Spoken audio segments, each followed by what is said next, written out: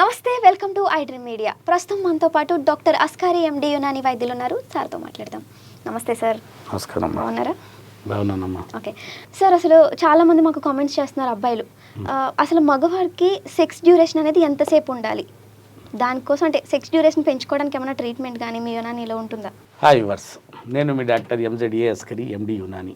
ఈ క్వశ్చన్ పదే పదే వస్తున్న క్వశ్చన్. జనాలు మూడు రకాల క్వశ్చన్స్ ఎక్కువ అడుగుతున్నారు. ఒకటి పవర్, అంగస్తమం. రెండోది టైమింగ్. ఓకే. మూడోది సైజ్. ఈ మూడు క్వశ్చన్స్ రిపీట్గా వస్తున్నాయి మా దగ్గర. చెప్తూనే ఉన్నాను. అయినా మళ్ళీ మీరు అడిగారు కాబట్టి వాళ్ళు అడిగారు కాబట్టి మీరు చెప్పారు, నేను చెప్పాలి, నా బాధ్యత.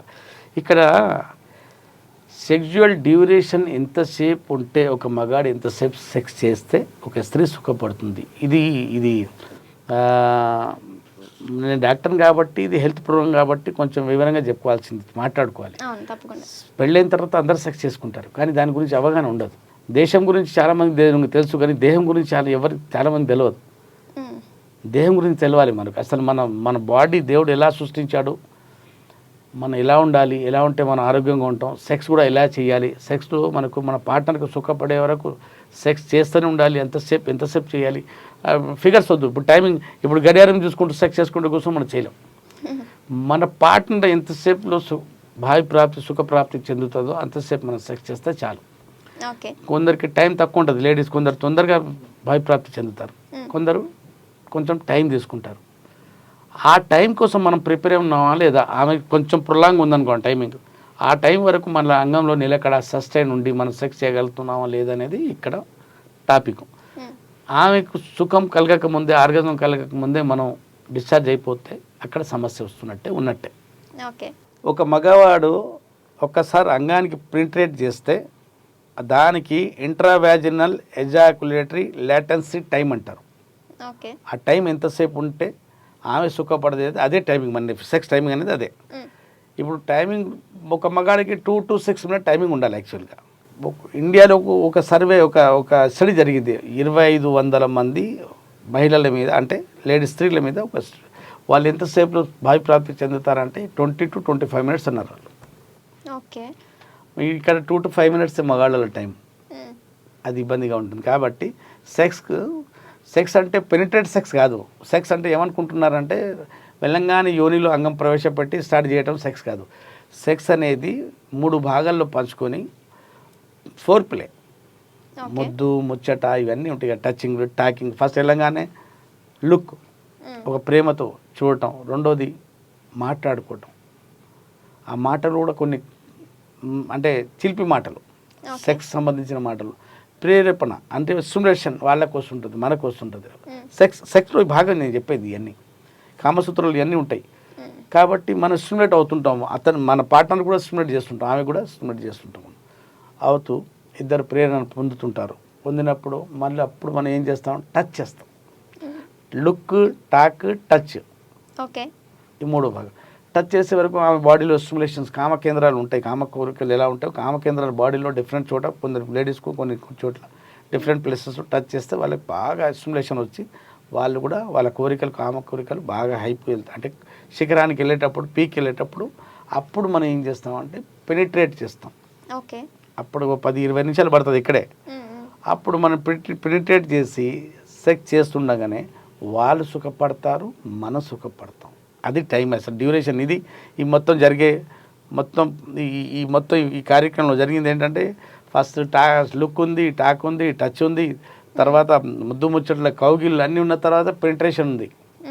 అప్పుడు ఇద్దరు సుఖపడతారు. అయినా అప్పటికీ ఒక మగవాడికి వీర్యం తొందరగా వెళ్ళిపోయింది అనుకోండి, ఒక్కసారి వెళ్ళిపోయింది, అప్పుడప్పుడు వెళ్ళిపోయింది అంటే ఆ సమస్య కాదు. కొన్ని రోజుల తర్వాత సెక్స్ చేస్తే తొందరగా వెళ్ళిపోతుంది, సమస్య ఏం కాదు. కొందరు స్ట్రెస్ బాగున్నప్పుడు చేసినప్పుడు తొందరగా వెళ్ళిపోతుంది, సమస్య కాదు. కానీ ఆ సమస్య తరచుగా అలాగే ఉందనుకోండి, ఒకసారి చేస్తే, 2 సార్లు చేస్తే, 3 సార్లు చేస్తే టైంకి రావట్లేదు, భార్య సుఖపడట్లేదు, ఆమె కోరికలు తీర్చట్లేదు అంటే మీకు అతనికి సమస్య ఉన్నట్టే. ఇది టైమింగ్ తగ్గింది. ప్రీ మ్యాచ్యూర్ ఎజాకులేషన్, శీఘ్రస్ఖలనం అంటే దీనికి అంటారు. ఒకసారి 2 సార్లు ఫెయిల్ అవ్వటం, తొందరగా వెళ్ళిపోవటం సమస్య ఏం కాదు. కొందరికి ఎంత పెద్ద తోపులకు కూడా అవుతుంది అది. కానీ ఇక్కడ తరచుగా అదే సమస్య. అంటే ఆమె ఒక 10 సార్లు సెక్స్ చేస్తే ఒకసారి సుఖపడుతుంది, 9 సార్లు పడలేదు అంటే వీళ్ళు సమస్య ఉన్నట్టే. ఈ సమస్య ఎందుకు వస్తుంది? ప్రథమంగా ఈ సమస్య రావటానికి ఏంటంటే గతంలో ఇతను చేసిన తప్పులు. ఏం తప్పులు అంటే హస్తప్రయోగము, ఓకే, పోనోగ్రఫీ, అదే పనిగా కంకణం కట్టుకొని రోజుకొకసారి 2 సార్లు చేయడం, రోజుకొకసారి చేయడం, లేదంటే వారానికి 3-4 సార్లు చేయడం, చేసుకుంటూ ఏమైంది, మన బాడీలో కొన్ని చేంజెస్, ఫిజికల్గా కొన్ని చేంజెస్ వచ్చాయి. ఆ చేంజెస్ ఏంటిదంటే మన హార్మోన్స్ తగ్గొచ్చు, కొన్ని కెమికల్స్ పెరగొచ్చు. ఎగ్జాంపుల్గా చెప్తాను, మనం టీనేజ్లో తెలియని వయసులో కొందరు అంటే బ్యాడ్ ఫ్రెండ్స్ వల్ల నేర్చుకుంటాం హస్తప్రయోగం అనేది. నేర్చుకోవటం వల్ల 13 నుండి 19 వరకు లేదా పెళ్ళయ్యే వరకు అతను చేస్తూనే ఉంటాడు. అప్పుడు ఏమవుతుందంటే 13 to 19 ఈ వయసులో మన జననాంగాలు అభివృద్ధి చెందుతుంటాయి. ఇటు లేడీస్కైనా ఇటు మగాళ్ళకైనా జననాంగాలు ఏమవుతుంటాయి, అభివృద్ధి చెందుతుంటాయి. అప్పుడు మన బాడీలో సెక్సువల్ యాక్టివిటీ లేకపోవటమే మంచిది. అందుకోసం గవర్నమెంట్ కూడా ఏజ్ పెట్టింది కదా, స్త్రీలకు 18 years, మగవాళ్ళకి 21 years పెళ్లి చేసుకోకుండా ఉంటే ఆరోగ్యం బాగుంటుంది, మొత్తం శరీరం డెవలప్ అవుతుంది, అప్పుడు సెక్స్ వెళ్తే మంచిది, ఆరోగ్యంగా బాగుంటామని. కానీ వీళ్ళు ఏం చేస్తారు, కొందరైతే వీర్యం వెళ్ళకుండా అని వీర్యం ఇంకా వెళ్తూనే ఉండదు వాడికి, అప్పుడే 6th, 7th నుంచి హస్తప్రయోగం మొదలు పెట్టుకుంటాడు. చేస్తూనే ఉన్నారు, మా దగ్గర వస్తారు పిల్లలకు తీసుకొని, వాళ్ళు కౌన్సిలింగ్ చేస్తుంటాం మేము. ఇట్లాంటి అబ్యూస్ చేస్తుంటారు. ఇప్పుడు ఏమవుతుంది, ఇక్కడ ఏకాంతంలో కూర్చొని ఓ 12 సంవత్సరాల కుర్రవాడు ఒక బెడ్రూమ్లో లేకుంటే బాత్రూంలో ఇక్కడ ఏకాంతంలో కూర్చొని ఎవరు వస్తారు చూస్తారు భయంతో హస్తప్రయోగం చేసుకుంటుంటాడు. అప్పుడు ఏమవుతుందంటే ఆ వయసులో టీనేజ్ కదా, అప్పుడే మనకు బ్రెయిన్లో అన్ని మన అవయవాలు అన్నీ డెవలప్, అంటే మన టెస్టికల్స్ అయినా మన అంగం అయినా మగవాళ్ళలో డెవలప్ అవుతుంటాయి. అప్పుడు బ్రెయిన్లో సెక్స్ సెంటర్లో కెమికల్ ఉంటుంది, సీరోటోనిన్ అనే కెమికల్ తగ్గిపోతుంటుంది, చిన్నగా నెమ్మది గ్రాడ్యువల్గా తగ్గుతుంటుంది. అది న్యూరో హార్మోన్స్ కూడా అంటారు, దాని హ్యాపీ హార్మోన్ కూడా అంటారు దానికి. ఆ కెమికల్ సెక్చువల్ టైమింగ్ని మెయింటైన్ చేస్తుంటుంది. అది దేవుడు పెట్టింది, మనం డిశ్చార్జ్ థ్రెషోల్డ్ అంటారు, దానికి నార్మల్ టైమింగ్ పెట్టాడు. ఇప్పుడు ఆడవాళ్ళకి ఎలా అంటే మహిళలకు ఎలా టైం ఉంటుంది, స్త్రీలకు మన మగవాళ్ళకి కూడా అదే టైంలో మెయింటైన్ చేశాడు. కానీ హస్తప్రయోగం చేసుకోవటం వల్ల ఆ సీరోటోనిన్ అనే కెమికల్ తగ్గిపోవటం వల్ల ఆ నరాల పట్టుతత్వం, అంగం వైపు వచ్చే నరాలు, అంగం వైపు వచ్చే కండరాల పట్టుతత్వం తగ్గిపోవటం వల్ల సెక్చువల్ డ్యూరేషన్ తగ్గిపోతుంది. ఇప్పుడు ఎగ్జాంపుల్, మనకు మూత్రం వస్తుంటే ఆపుకుంటాం, అంతే కదా, ఇది మలం వచ్చిన ఆపుకుంటాం. కానీ సెక్స్ చేసేటప్పుడు మనకు వీర్యం బయటకు వస్తే ఆపుకోలేము. ఈ రెండు ఆపుకోగలిగినప్పుడు అది ఆపుకోగలగాలి కదా, ఆపుకోలేకపోతున్నామంటే మన బాడీలో ఏదో ఒక చేంజెస్ వచ్చింది కాబట్టి ఆపుకోలేని స్థితిలో మనం ఉన్నాం. అదే హస్తప్రయోగం అతిగా చేయటం, ఫోన్ వీడియోస్ ఎక్కువ చూడటం వల్ల కొన్ని కెమికల్స్ తగ్గాయి, కొన్ని పెరిగాయి. సీరోటోనిన్ కెమికల్ తగ్గింది, కండిషన్ రిఫ్లెక్స్ అంటారు దీనికి. అలాగే అంగం ముందు భాగంలో ఉన్న గ్లాన్స్, ఈ మొండం ఇలా ఉంటుంది కదా, దీనికి ఏమంటారు, బుల్లెట్ గ్లాన్స్ అంటారు. ఈ భాగంలో చాలా నరాలు, సెన్సిటివ్ నరాలు వచ్చి ఫైబర్స్ వచ్చి ఇక్కడ ఎండ్ అయిపోతాయి. ఈ అంగం చివరి భాగంలో ఉన్న నరాలు ఆ యోని లోపల ఎప్పుడు అంగం ఉంటుందో యోని లోపల ఉన్న కండరాలు, అక్కడున్న మెత్తదనం, అక్కడున్న వెచ్చదనం, ఇవన్నీ ఇక్కడ ఉన్న నరాలే మన బ్రెయిన్కి చెప్తుంటాయి. ఇవి ఎక్కడ లోపల ఎలా తడిగా ఉంది, వెచ్చదనం ఉంది, మనం స్ట్రోక్ ఇస్తుంటే ఎక్కడెక్కడ ఆనుకుంటుంది, నరాల సెన్సేషనే మన బ్రెయిన్కి సంకేతాలు పంపుతుంటుంది, సిగ్నల్స్. ఈ నరాలు ఎప్పుడు సెన్సిటివ్గా మారుతాయి, హైపర్ సెన్సిటివ్గా మారుతాయో, అంగం యోని లోపల ఎప్పుడు పెనిట్రేట్ చేస్తుంటామో ఆ తడికి, ఆ వెచ్చదనానికి ఈ నరాలు తట్టుకోలేవు. ఎందుకంటే అక్కడ కెమికల్స్ ఎక్కువ పెరిగిపోవడం వల్ల నరాల సెన్సేషన్ బాగా పెరిగింది కాబట్టి ఆ రిఫ్లెక్సెస్ సిగ్నల్స్ అనేది బ్రెయిన్కి తొందరగా వెళ్ళిపోయి వీర్యం తొందర తీసేరా బాబు, తీసేయి తొందరగా వెళ్ళిపోతుంటుంది. ఎంత ప్రయత్నించినా కొనసాగింపు చేయలేడు సెక్స్లో, అంటే పెనిట్రేట్ చేసి అంగం యోనిలో పెట్టలేడు చాలాసేపు, ఎందుకంటే సెన్సిటివ్ పెనిస్ కాబట్టి ఆ సమస్య ఉంది. ఇక్కడ కెమికల్ తగ్గిపోయింది, ఈ కెమికల్ సబ్స్టెన్స్ పి కెమికల్ పెరిగిపోయింది కాబట్టి సెక్స్తో యోనిలో ఎక్కువసేపు ఈ అంగం ఉండకపోవడం వల్ల ఏమవుతుంది, స్త్రీలలో అంటే పార్ట్నర్ భావిప్రాప్తి చెందకపోతే ఆమెకు ఒక విరక్తి పుట్టడం మొదలు సెక్స్ మీద. తను వస్తాడు, సెక్స్ మొదలు పెడతాడు, నాకు భావిప్రాప్తి చెందకముందే వెళ్ళిపోతుంటాడు అనేది వాదన, వాళ్ళ గొడవలు అవే.